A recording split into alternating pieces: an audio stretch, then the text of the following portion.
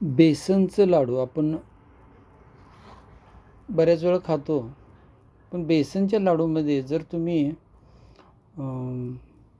देशी हरभरे म्हणजे आपण जवारी हरभरा असं ज्याला म्हणतो, घरगुती जे असतात म्हणजे शेतामध्ये पिकवलेले असतात हरभरे, तर ते जर हरभरे तुम्ही भरडून आणला, त्याची डाळ पाडली आणि त्या डाळीपासून जर डाळ दळून आणल्यानंतर त्याच्या पिठाचं तुम्ही ज्यावेळी बेसन लाडू तयार करता, तर त्याची चव इतकी अप्रतिम लागते की अगदी खूपच छान वाटते ज्यावेळी आपण जवारी हरभरा डाळीचं बेसन लाडू बांधतो.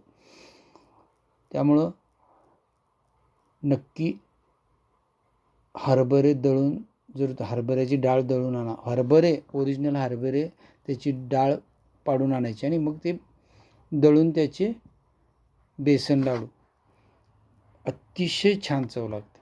थँक्यू.